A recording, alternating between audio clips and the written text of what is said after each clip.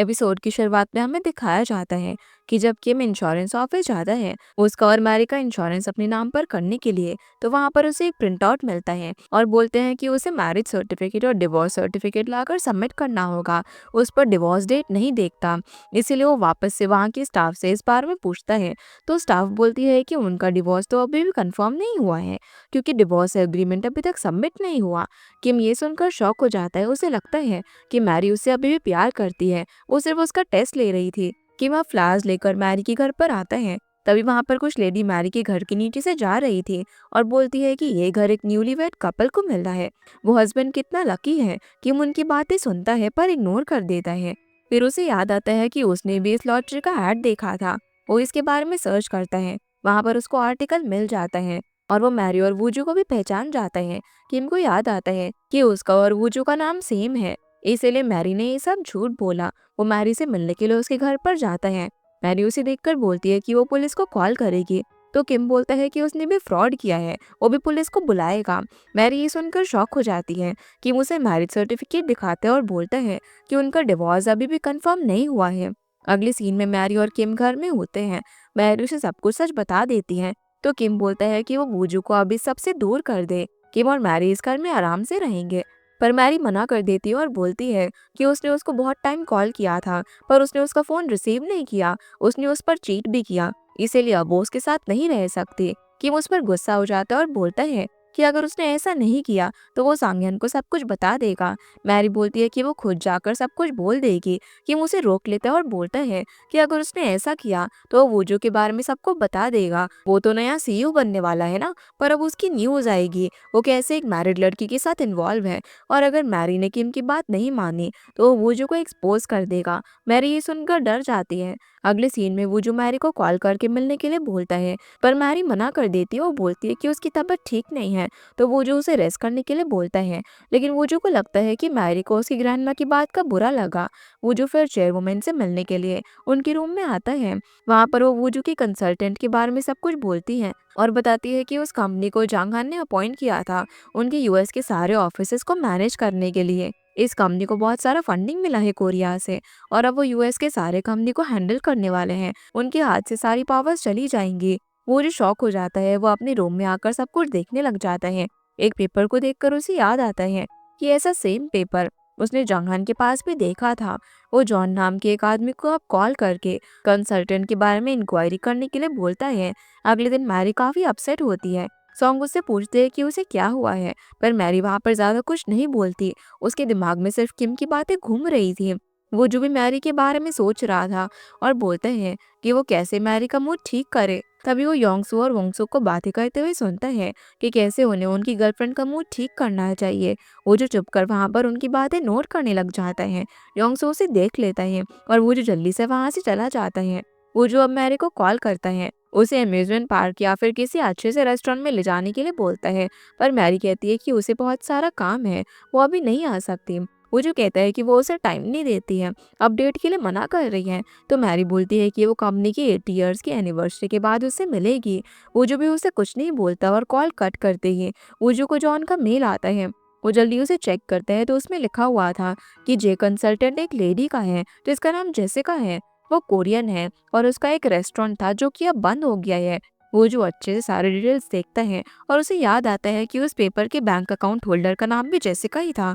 ये भी लिखा था कि जेसिका का एक बेटा भी है। वो जो को समझ नहीं आता कि इनका और जांगहान का क्या रिलेशन है।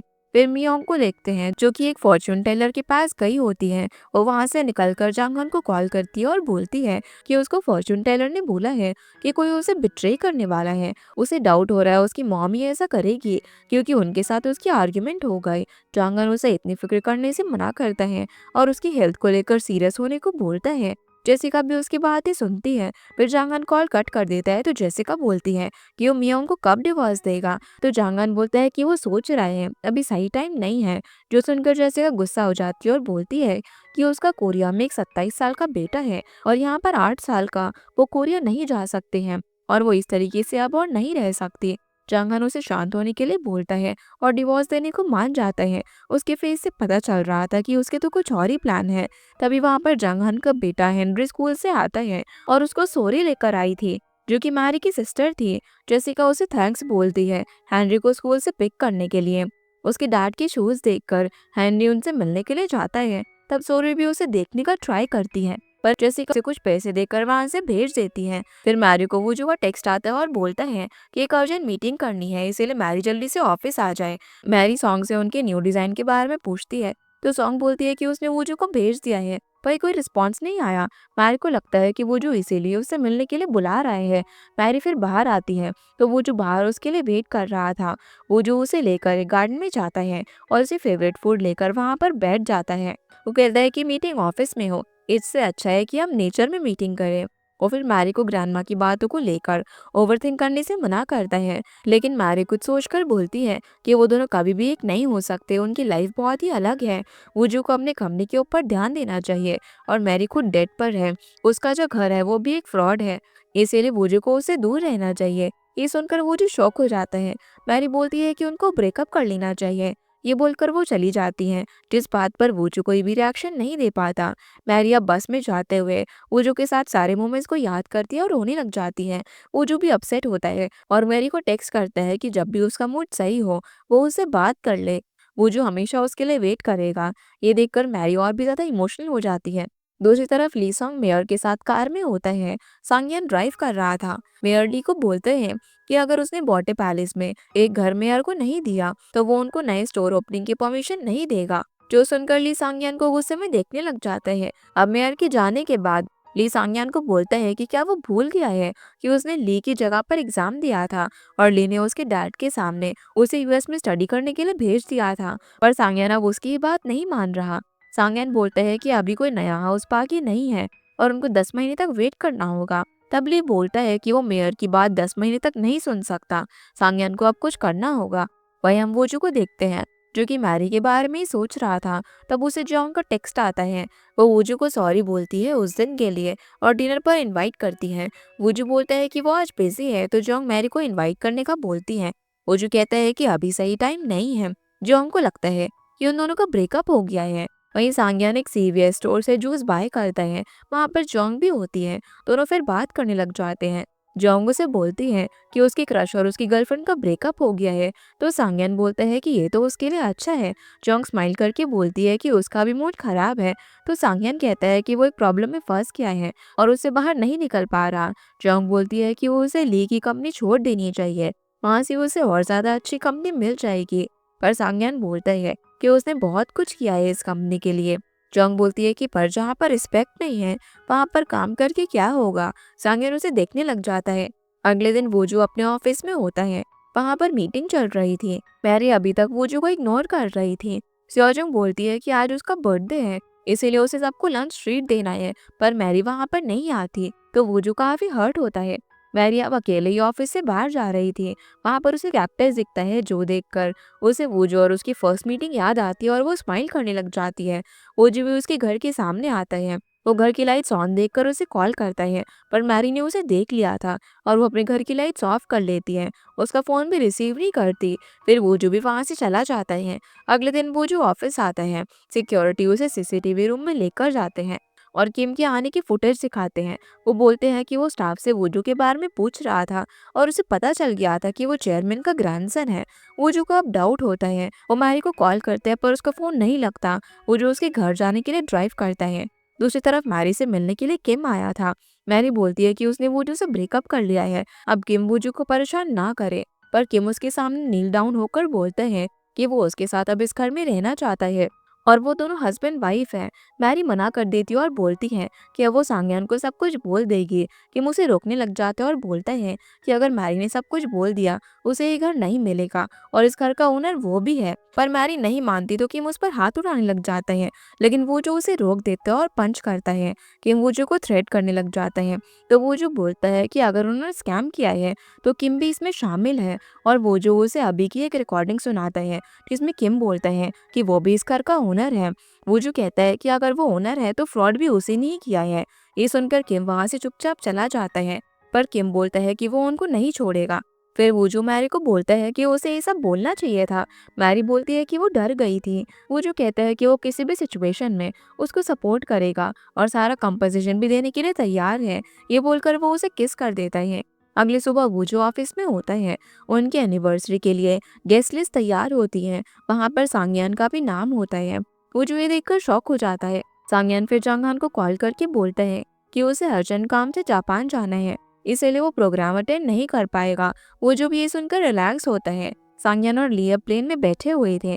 वहाँ पर एक आदमी सांगयान से मिलता है और उससे बात करता है। ये उसके बारे में पूछता है तो सांगयान कहता है कि वो एक बिजनेसमैन है, यूएस में वो उससे मिला था। फिर हम वूजू को देखते हैं जो कि चेयरवुमन के पास जाकर अपनी गर्लफ्रेंड होने की बात बताते हैं। चेयरवुमन कहती है कि वो उससे मिलने के लिए तैयार है, तो वूजू कहता है कि वो उसके सामने ऐसा कुछ भी ना बोले कि उसका मूड खराब हो जाए। जो सुनकर वो गुस्से में बोलती है कि उसके लिए वो खुद को चेंज क्यों करे, पर अगर वो जल्दी उन्हें ग्रैंडसन दे दे तो वो सोचेंगे।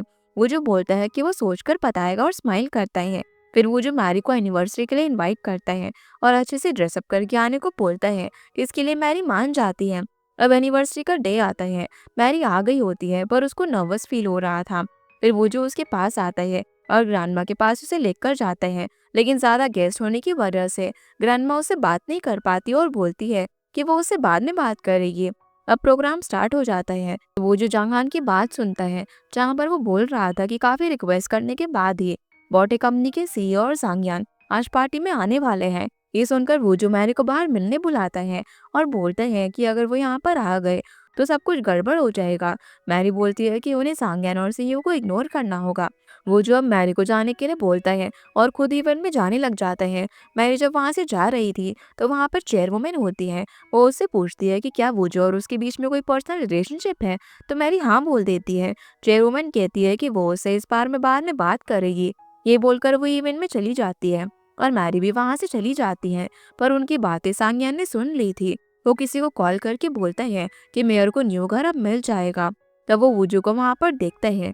वूजू उसे देखकर शॉक हो जाता है। सांगयान अब वूजू से मैरी और उसका रिलेशनशिप क्या है ये पूछता है। वूजू उसे कोई भी रिप्लाई नहीं देता। तभी वहां पर जियोंग आती है और बोलती है कि उसे सांगयान से प्राइवेट में कुछ बात करनी है, इसीलिए वूजू जल्दी से वहां से चला जाता है। सांगयान जियोंग से पूछता है कि वो वूजू को कैसे जानती है, तो वो बताती है कि वो उसे बचपन से जानती है। जो सुनकर वो समझ जाता है कि वूजू ही वही लड़का है जिसे जियोंग पसंद करती है। वो बोलती है कि वूजू और मैरी मैरिड नहीं है। सांगयान कहता है कि फिर तो मुझे उन पर केस करना होगा फ्रॉड का।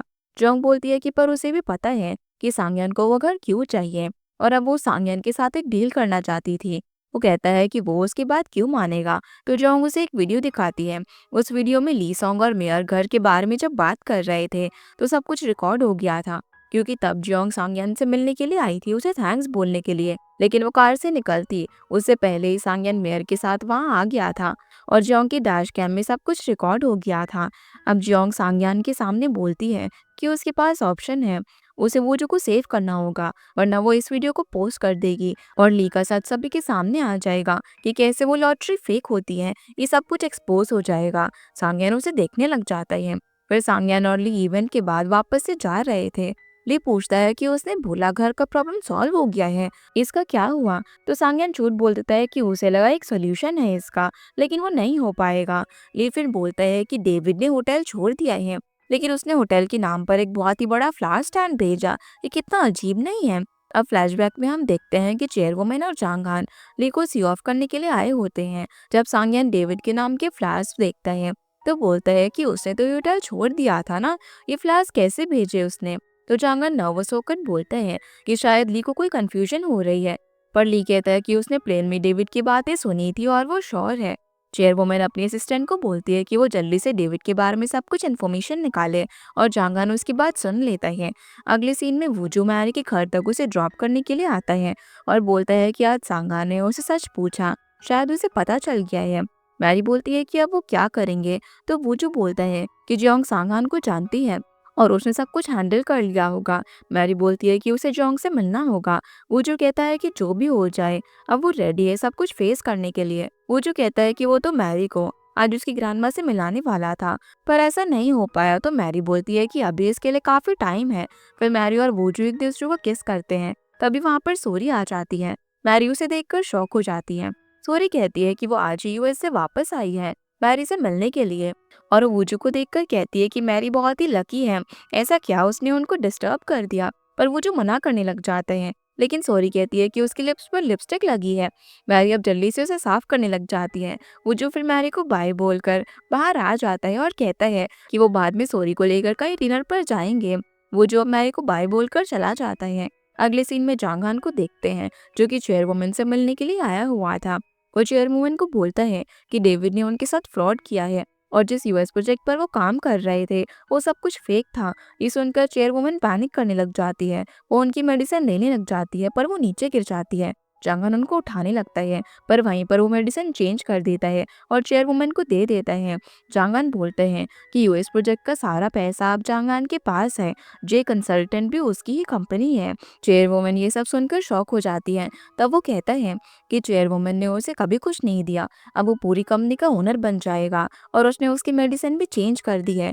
ये सुनकर वो काफी पैनिक करके जमीन पर गिर जाती हैं। तब जांगहान बोलते हैं कि उनकी बेटी मियोंग, जो कि उसके स्टैंडर्ड की भी नहीं थी, उससे जांगहान ने शादी की, पर फिर भी चेयरवुमन ने सिर्फ एक पार्ट ही जांगहान को दिया, इसलिए वो मर जाएगी और सब कुछ उसका हो जाएगा। चेयरवुमन सेंसलेस हो जाती है और जांगहान उनकी मेडिसिन को जमीन पर गिरा देता है। फिर वो स्माइल करते हुए बाहर चला जाता है। अगले सीन में मियोंग, योंगसू और जांगहान भागते हुए हॉस्पिटल में आते हैं। वो जो भी वहाँ पर होता है, जोंग और उसके डैड उनका चेकअप कर रहे थे। वो बोलते हैं कि अगर वो जल्दी होश में नहीं आए तो उनकी डेथ हो जाएगी। ये सुनकर सभी लोग शॉक हो जाते हैं। चांगन बोलता है कि कंपनी में प्रॉब्लम चल रही थी, यूएस की कंपनी फेक थी और डेविड ने ये सब कुछ फ्रॉड किया। अब उन्होंने जो इन्वेस्टमेंट लिया है उसे पे करना होगा और उनकी कंपनी अब लॉस में है। वो जो ये सुनकर शॉक हो जाता है कि चेयरवुमन को ये सब पता था तो अभी तक उन्होंने उसको बताया क्यों नहीं। चांगान रोते हुए रूम से निकलता है और स्माइल करता है। वो किसी को कॉल करके बोलता है कि उनका प्लान अब स्टार्ट करना है। उनकी सारी फेक प्रोजेक्ट की बातें मीडिया में फैल जाती है। सभी उनकी कंपनी के बाहर न्यूज़ बना रहे थे। कंपनी में सभी लोग टेंशन में थे। चांगान बोलता है कि बी की कंपनी से उन्होंने एक बहुत ही बड़ा अमाउंट इन्वेस्टमेंट के लिए लिया था, अब उन्हें वो वापस करना होगा। वुजू तो किसी की भी बात पर ट्रस्ट नहीं कर पा रहा था, उसे चांगान पर भी ट्रस्ट नहीं था। चेयरवुमन की असिस्टेंट वुजू को अकेले में मिलने के लिए बोलती है। वुजू उसे मिलता है, जहाँ पर वो उसे बताती है कि चेयरवुमन ने खुद उसे डेविड के बारे में पता लगाने के लिए बोला था, तो वो पहले से कैसे इस फ्रॉड के बारे में जान सकती है। ऐसा नहीं हो सकता। ये सुनकर वुजू का डाउट जांगहान पर स्ट्रांग हो जाता है। वुजू अपनी ग्रैंडमा के पास होता है और बोलता है कि उसकी लाइफ में उनके सिवा कोई भी नहीं है, उन्हें उठकर उसकी हेल्प करनी होगी। वहीं मैरी सारी न्यूज़ देखती है और वो जो उसे मिलने के लिए आती है। वो जो अपसेट होता है। मैरी कहती है कि वो उसके साथ सब कुछ शेयर कर सकता है, वो उसकी हेल्प करने का ट्राई करेगी, पर वो जो कुछ भी नहीं बोलता। फिर मैरी एक सॉन्ग गाती है और वो जो स्माइल करता है। वो जो अब उसे कंपनी की सिचुएशन बताता है, तो मैरी बोलती है कि अगर उसे जांगहान पर ट्रस्ट नहीं है तो उसे इन्वेस्टिगेट करना होगा, मैरी उसकी हेल्प करेगी। तो वो जो उसे हक करता है। उनको साथ में जोंग देख लेती है और वो सैड होकर वहाँ से बाहर में चली जाती है। वहाँ पर सांग्यान भी होता है। वो उससे पूछता है कि वो जो उसे पसंद नहीं करता, फिर भी जोंग ने उसके लिए ये सब क्यों किया। तो जोंग बोलती है कि सांग्यान ने कभी भी किसी से रियल लव नहीं किया है, क्योंकि अगर तुम सच में किसी को प्यार करते हो तो उसके लिए कुछ भी कर सकते हो। सांग्यान बोलता है कि उसे भी उनका सीक्रेट पता चल गया है ना। तो जोंग उसकी बात को कोई रिप्लाई नहीं देती, फिर बोलती है कि अगर किसी ने उसकी हेल्प की है तो उसे पे बैक कर देना चाहिए। सारी लाइफ उसको गिल्ट की तरीके से लेकर सफर नहीं करना चाहिए। और अगर सांग्यान को कभी न्यू जॉब चाहिए हो तो वो उससे हेल्प ले सकता है। वो इतना टैलेंटेड है, हैंडसम भी है, उसे जॉब मिल जाएगी। जो सुनकर सांग्यान स्माइल करता है। फिर हम जेसिका को देखते हैं, जो कि कोरिया आ गई थी। जांगहान जेसिका को उनके अगले प्लान के बारे में बोलता है। असल में बीक्यू कंपनी भी जांगहान की होती है। उसी के बाकी सारे प्रोजेक्ट भी जो इन्वेस्टमेंट उनकी कंपनी की थी वो सब कुछ जांगहान के पास ही थी। इसीलिए उसने वो सारे पैसे जे कंसल्टेंट में डाल दिए थे और कंपनी के साथ फेक कॉन्ट्रैक्ट किया था, ताकि उसके प्लान के अकॉर्डिंग अब वो चेयरवुमन की 80 ईयर ओल्ड कंपनी को सेल कर दे और सारे पैसे लेकर चला जाए। तब जेसिका बोलती है कि पर इससे भी ज्यादा उसे एक और चीज चाहिए। तो जांगहान उसे मियोंग के साथ डिवोर्स पेपर भी दिखाता है, जो देखकर वो स्माइल करती है। ऑफिस में सभी लोग बात कर रहे थे कि उनकी कंपनी अब बीक्यू कंपनी मैनेज करने वाली है। हुई सियोजुंग और वॉन्सु को नई कंपनी में रिज्यूम देने के लिए बोलती है, तो दोनों कहते हैं कि उन्हें उनकी कंपनी पर पूरा भरोसा है, वो कंपनी के साथ हमेशा लॉयल रहेंगे। पर हुई अपने हस्बैंड को कॉल करके जॉब ढूंढने को कहती है, क्योंकि उसे पूरा ट्रस्ट था कि उसकी जॉब जाने वाली है। और वो जो उसकी बात सुन लेता है, फिर मैरी के साथ ये सब शेयर करता है। मैरी बोलती है कि उनकी कंपनी के सारे एम्प्लॉयज ही इस सब के बारे में डिस्कस कर रहे हैं कि उनकी जॉब रहेगी या फिर नहीं। वो जो बोलता है कि उसे बीक्यू कंपनी के ओनर से बात करनी होगी मैरी उसके बारे में पूछती है तो वो जो एक फोटो दिखाता है जिसका नाम सिल्विया होता है। चांगान के साथ ही वो फोटो होती है। मैरी बोलती है कि इस लेडी का नाम जेसिका है। वो जो शॉक हो जाता है। मैरी उसे अब सोरे की फोटो दिखाती है। वो जिस रेस्टोरेंट में जॉब करती थी ये तो वहाँ की ओनर थी। जेसिका का नाम सुनकर वो जो को जे कंसल्टेंट वाली बात याद आ जाती है। मैरी सोरी को वो फोटो सेंड करती है और पूछती है कि क्या ये जेसिका है, तो सोरी कहती है कि हाँ, उसके साथ उसका हस्बैंड भी है। ये सुनकर दोनों और ज्यादा शॉक हो जाते हैं। अब हम फ्लैशबैक में देखते हैं कि जब सोरी हेनरी को ड्रॉप करने के लिए आई थी तब उसने विंडो से जांगहान को देख लिया था। प्रेजेंट में मैरी बोलती है कि उसके अंकल की सेकंड वाइफ है। क्या ये सब उसकी आंटी को पता है? वो जो को समझ नहीं आता वो क्या करे। मैरी बोलती है कि कल वो मीटिंग में जाए और अपने सारे प्लान्स उनको बोले और जांगहान का रिएक्शन देखे, तभी वो सब कुछ समझ जाएगा। वो जो भी इस पर एग्री करता है। अगले दिन वो जो योंगसू और जांगहान जेसिका के साथ मीटिंग करते हैं। जांगहान और जेसिका यहाँ ऐसा प्रिटेंड करते हैं कि वो एक दूसरे को जानते नहीं हो। वो जो कहता है कि उन्हें उनकी एम्प्लॉयज की सैलरी भी देनी है और उन्हें कंपनसेशन के लिए टाइम चाहिए, पर जेसिका नहीं मानती और बोलती है कि वो इस कंपनी की फैक्ट्रीज को बेच देगी। वो कुछ और बोलता, तभी जांगहान बोलने लग जाता है कि वो जेसिका के साथ कोऑपरेट करेंगे। वूजू को बहुत ज्यादा गुस्सा आ रहा था। अब जेसिका के जाने के बाद जांगहान वूजू पर गुस्सा हो जाता है और बोलता है कि वो एम्प्लॉयज के बारे में क्यों सोच रहा है, अभी उन्हें अपनी कंपनी के बारे में सोचना चाहिए। तो वूजू कहता है कि फिर उन्हें क्या करना चाहिए। जांगहान बोलता है कि कंपनी बीक्यू कंपनी को सेल कर दे। वूजू अब ये सारी बातें मैरी को बोलता है तो मैरी कहती है कि दोनों बहुत ही अच्छे एक्टर्स हैं। अगर चेयरवुमन ठीक हो जाती तो कितना अच्छा होता। फिर हम योंगसू को देखते हैं जिसने जांगहान के ड्रॉअर में डिवोर्स एग्रीमेंट देख लिया होता है, पर वो अपनी मॉम से वो छुपा लेता है। योंग योंगसू को बोलती है कि वो उन्हें हॉस्पिटल ड्रॉप कर दे और वो ऐसा ही करता है। योंग फिर चेयरवुमन के साथ होती है, उन्हें सॉरी बोलने लग जाती है। उसने उनके साथ इतना गलत बिहेव किया। और हम चेयरवुमन की फिंगर्स को मूव करते हुए देखते हैं। योंगसू ऑफिस में होता है, तभी उसे कॉल आता है कि चेयरवुमन को होश आ गया है। वो जल्दी से हॉस्पिटल आ रहा था। चांगन भी उसकी बात सुन लेता है और टेंशन में आ जाता है। अगले सीन में जेसिका को चेयरवुमन के हॉस्पिटल रूम के बाहर देखते हैं। जांगहान ने उसे बोला होता है चेयरवुमन को मारने के लिए। वो उनके रूम के अंदर आ जाती है और उसे इंजेक्शन लगाने वाली थी। तभी वहां पर कोई उसका हाथ पकड़ लेता है और वो जो दरवाजा लॉक कर देता है। जेसिका भागने वाली थी, लेकिन वो जो उसे पकड़ लेता है और उसका रियल नाम बोलता है जो कि मीजोंग होता है। वहां पर पुलिस आती है और जेसिका को अटेम्प्ट टू मर्डर के क्राइम में अरेस्ट कर लेती है। मैरी और वो जो वहां पर एक दूसरे को देखते हैं और फ्लैशबैक में मैरी वूजू को बोलती है कि वो ऐसा ड्रामा करे कि चेयरवुमन को होश आ गया है, तो जो कल्प्रिट है वो स्टेप जरूर लेगा जो कि उसे प्रॉब्लम में डाल सके। वूजू को भी उसका ये प्लान सही लगता है। वूजू योंगसू को भी सब कुछ बता देता है। योंगसू बोलता है कि उसे पता है कि उसके डैड का अफेयर था, पर उन्होंने इतना सब कुछ कर रखा था वो उसे मालूम नहीं था। लेकिन अब वो वूजू की हेल्प करने के लिए रेडी है। और योंगसू ने जानबूझकर जांगहान के सामने ही चेयरवुमन के होश में आने की बात बोली थी। प्रेजेंट में ये सब न्यूज में आ जाता है। कोई वूजू को बोलती है कि उसे तो कंपनी पर पूरा ट्रस्ट है। तब सियोजुंग और वॉनसुक उसे घूरने लग जाते हैं। वूजू बोलता है कि अगर वो सब उसके साथ नहीं होते तो ये वो कभी भी नहीं कर पाता। वूजू को अब पुलिस स्टेशन से कॉल आता है। ऑफिसर बोलते हैं कि जेसिका ने जांगहान के अगेंस्ट कुछ भी नहीं बोला है। उसने वो फोन भी डंप कर दिया है जिसमें उसके पर्सनल चैट्स थे। वो जो ये सुनकर टेंशन में आ जाता है। सोरू अब हेनरी का ध्यान रख रही होती है। हेनरी के पास एक सॉफ्ट टॉय था। सोरी उसे लेने का ट्राई करती है, लेकिन वो बोलता है कि ये उसका फेवरेट टॉय है, उसके डैड ने उसे दिया है, इसीलिए वो इसे किसी और को नहीं देगा। सोरी फिर उसे खेलने देती है। वही जेल में जांगहान जेसिका से मिलने के लिए आता है और बोलता है कि वो कुछ ना बोले। जेसिका कहती है कि वो यहाँ से कब तक बाहर आ जाएगी, तो जांगहान बोलता है कि उसको 15 साल की जेल होगी, पर वो ट्राई करेगा जल्दी से उसे निकालने की। तो जेसिका उसे हेनरी का ध्यान रखने के लिए बोलती है और उसे लेकर यूएस शिफ्ट हो जाने को कहती है। फिर हम वूजू को देखते हैं जो कि जांगहान का वेट कर रहा था। जांगहान जब आता है वो वूजू को देखकर शॉक हो जाता है। जांगहान बोलता है कि वो एक मीटिंग के लिए गया था, तो वूजू कहता है कि जेसिका के साथ उसके रिलेशनशिप के बारे में उसे पता है तो वो सब कुछ सच बोल दे।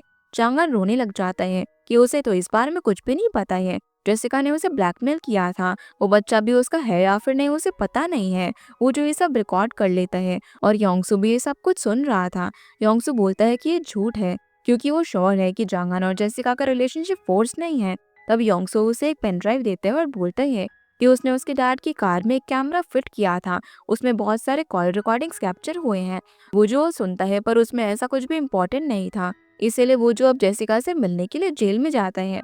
और उसे बोलता है कि जांगन उसके साथ भी लॉयल नहीं है। वो जो उसे रिकॉर्डिंग सुनाता है और बोलता है कि जांगन जेसिका और उसके बेटे दोनों को ही डिसोन करने की प्लानिंग कर रहा है।